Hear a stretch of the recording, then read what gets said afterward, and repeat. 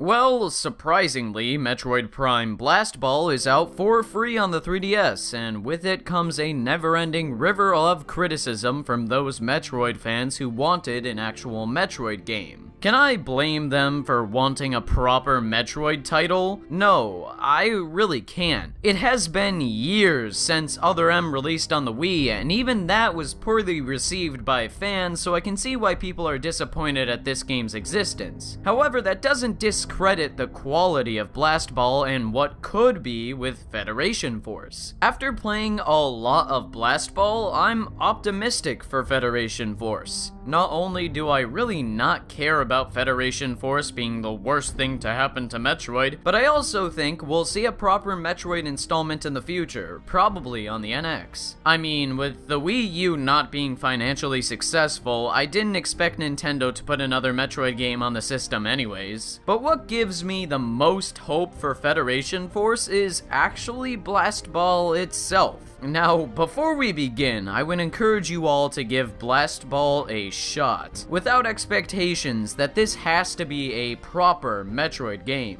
Blast Ball especially is a spin-off, so when you do form an opinion of this game for yourself, try to look at it from a fair, unbiased angle. If you do that, like I did, you'll find something that's quite entertaining. First things first, there's no story in Blast Ball. You take control of a space marine that's training with your mech for some upcoming space mission. So it certainly is set in the Metroid universe, but there's nothing too in-depth lore-wise, and there doesn't have to be. The exposition and other quirky lines of dialogue given from the captain are enough to incentivize you to play Rocket League as a Metroid mech. And yes, Blast Ball is strikingly similar to another game on PC, PS4, and Xbox One called Rocket League, where you use nitro-fueled cars to play soccer and try to score goals. Sure, Blast Ball is fundamentally different, but when you're comparing a free 3DS mech shooting soccer game to a $15 PC, PS4, Xbox One racing soccer game, it's not hard to see which one is going to be the better of the two. Obviously, I can't hold Blast Ball against Rocket League because that would be unfair. But if you're looking to play a game with an interesting twist on soccer or other sports and want to pay for such an experience, Rocket League is the one for you.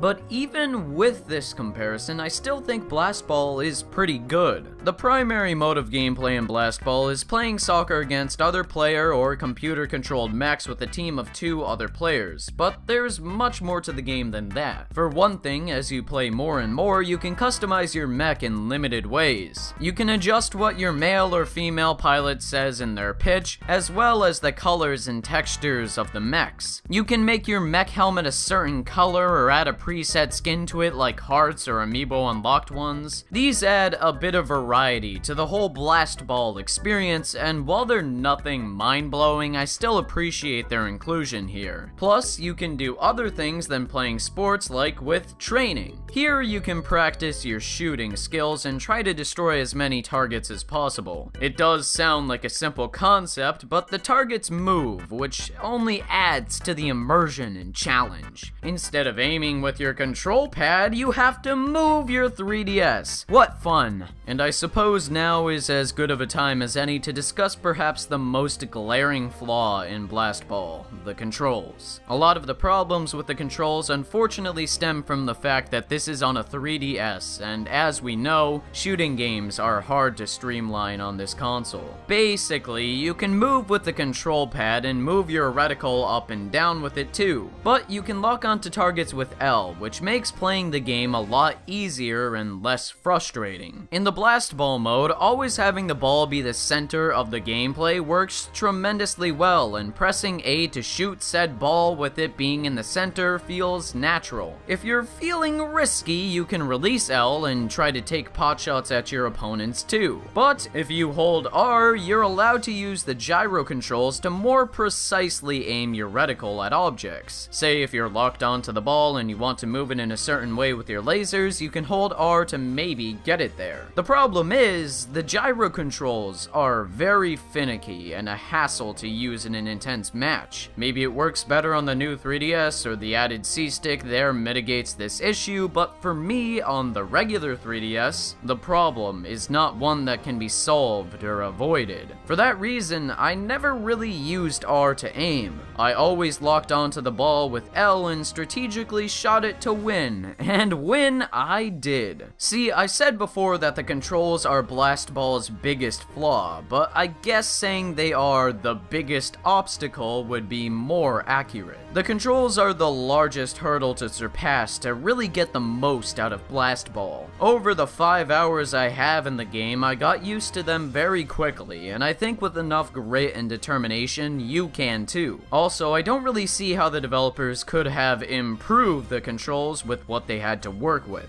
Sure, a game like this would have amazingly simple controls on PC, but again, I can't say Blast Ball sucks because it isn't on PC. Again, that's unfair to this game. Anyways, the bulk of what you'll be doing in Blast Ball is, well, playing Blast Ball. You can play this mode online, locally, or with bots. Playing with bots is probably the least fun aspect of Blast Ball, so aside from training in the beginning, I'd never touch them. Why play with the computer when I can go out and make friends? And I never really played with my pals locally or with download play because they were all busy and couldn't play with me, and you know, it's fine. It really is, Wyatt. I know spending time on the beach with your family and friends is more important than playing Metroid Prime Blast Ball with me. Really, I get it. But from what I've heard, local play works well enough. What I put the majority of my playtime into was the online, and that is even split into two modes, Versus and Challenge. Versus mode is probably what you've seen of Blast Ball before, and it involves 3 players taking on another team of 3 players, with each trying to score 3 goals on their opponents. You shoot the ball to make it travel across the arena and can maneuver with B to jump or do a really cool sidestep. And every time you score, the opponent's goal gets smaller, which increases the challenge for your team and sort of evens out the playing field. If the timer runs out and both teams have the same score, you're put into sudden death, and if you don't win by then, it's ruled as a tie. Since winning increases your rank, I always felt compelled to do my best and try to win. The only problem is there were a lot of times that the matches were at a stalemate, which caused a tie, and ties result in lost points. Thus, I began to despise ties. I don't get why there couldn't have been longer sudden deaths or shootouts like in a regular soccer game. Then at least ties wouldn't have to exist and decrease my rank. Apart from Blast Ball bringing out my desire to be the best, playing the game is really fun. It's a simple concept that I could see getting boring eventually, but the matches are different enough every time to prevent that from really happening. The fast-paced, exhilarating gameplay is really enjoyable, and when you find a few players on your team that work well together, it's so satisfying to win. What's even more emotionally fulfilling is scoring in the first 5 seconds. The rush, it's unreal. Challenge plays in pretty much the same manner as Versus, but in this mode it's less about competition and more about cooperation. Here you team up with some other players against challenging CPUs that progressively get harder over 5 matches. I tried this mode out a couple times, but I usually just stuck with Versus for the thrill of the competition. The only problem with Blast Ball is the lack of features. I wish I could set up friend matches online, and I wish I could use voice chat or text chat without restrictions. Other than those 2 gripes, there's not much wrong with Blast Ball. Like I've said countless times, it's loads of fun. The presentation is also fairly good. Character models are well detailed for them being on a 3DS, and the particle effects look alright. The arenas don't have much variety to them, but for what it is, I guess it's not horrendous. I would have appreciated a bit more visual variety though. Maybe take some of the environments from past Metroid games and make them into arenas or something. Not only that, but the soundtrack is surprisingly great. It's filled with high energy tunes that pump you up for playing a shooting shooting sports game. Although, the music is nothing too memorable, which is the only complaint I could really offer. All the tunes are generic, but that's fine, because unless you're listening to the tracks outside the gameplay, you probably won't find it problematic. Overall, Metroid Prime Blast Ball is phenomenal for a free game on the 3DS. If you don't have it right now, get it and try it out. It is most definitely worth your time, and even if it was being charged at $5, I'd recommend it to you. Playing Blast Ball is very fun, and the shooting soccer gameplay is fast-paced and intense. With friends and other players, you're bound to have a good time. Sadly, since it is free, I can't suggest you wait for a price drop or sale. So go download Blast Ball right now if you have a 3DS and time to spare. But as always, if you disagree or agree with me, let me know in the comment section below. Thank you so much for watching and take care. Have a wonderful day and goodbye.